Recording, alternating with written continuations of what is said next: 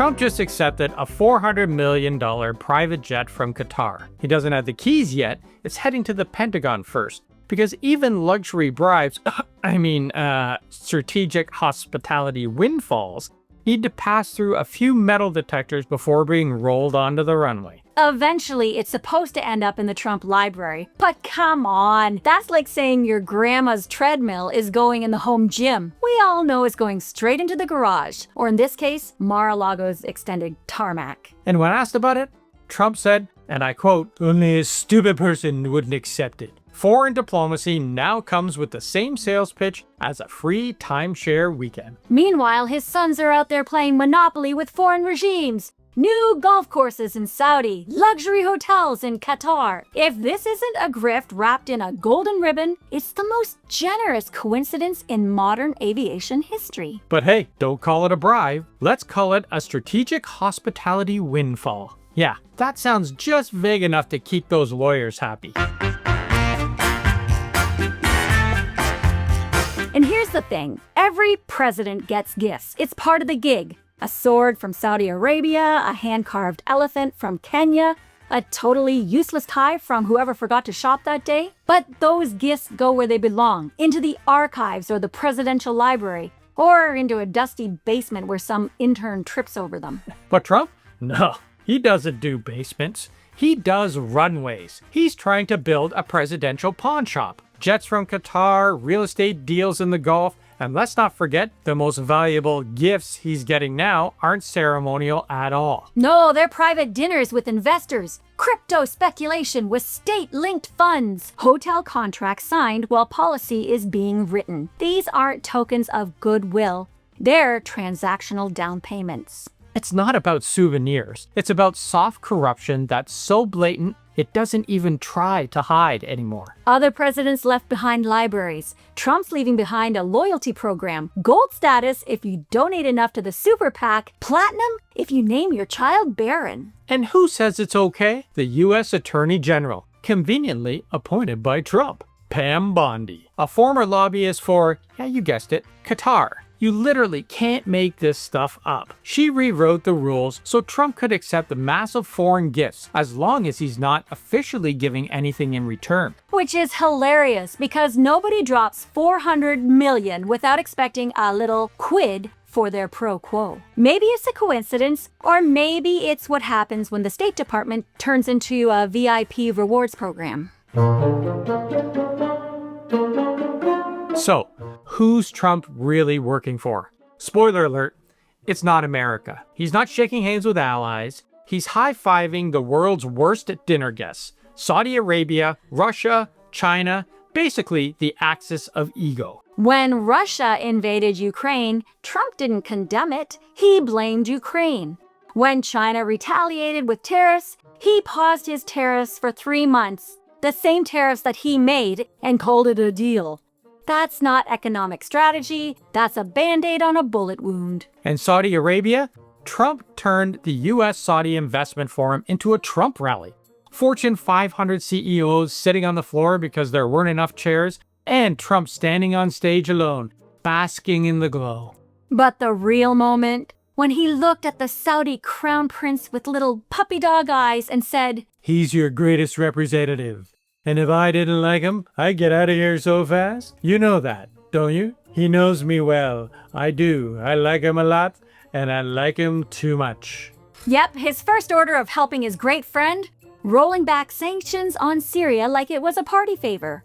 Why? Because it made his new friend happy. All this for the guy US intelligence says ordered the dismemberment and killing of a journalist, Jamal Khashoggi. But hey, what's a little state-sponsored silence between friends, right? This isn't diplomacy, it's fanboy politics for dictators. Let's be clear. Trump just didn't change the direction of the United States. He switched jerseys. America isn't leading the fight for freedom anymore. It's riding shotgun with regimes that treat human rights like optional Wi-Fi. The Trumps sure are getting rich off of this presidency. He must be sharing some of that wealth with everyday Americans, right, Dale? Of course not. While voters are stuck with soaring prices and supply chain chaos, the Trump family is busy using the Oval Office as a launchpad for their next luxury empire. Let's start with the crypto circus, Trump's meme coin. It's been a roller coaster since the beginning. It soared past $70 before crashing back to $14 just in time for Trump to announce a VIP dinner party for the coin's top 220 holders. And these aren't your average fanboys. Some investors shelled out more than $16 million each to get on the list. That's not policy, they're looking for perks. The top 25 even get a private reception. It's less a political movement and more crypto casino. And the White House, always wins. Meanwhile, the Trump faithful are investing in speculative digital tokens, believing that it's a path to wealth. Yet, since the coin's launch, 590,000 wallets have collectively lost $3.9 billion. It's a stark reminder that while the Trumps profit, everyday investors bear the brunt. Because the real money is moving through Dubai. Eric Trump helped announce an 80-story Trump-branded tower in the UAE because nothing screams public service like beachfront penthouses and gold elevators overseas. Don Jr., he's been on a business tour shoring up deals with Gulf investors like it's Shark Tank, the oligarch edition. Meanwhile, Trump slashed services across the board. Healthcare, environmental protections, housing programs. But the savings? They didn't go to balance the budget. They went to feed the beast. To him, his donors, and his dynasty. Is any of this money going to the American people? No, not to balance the budget and definitely not to help working families.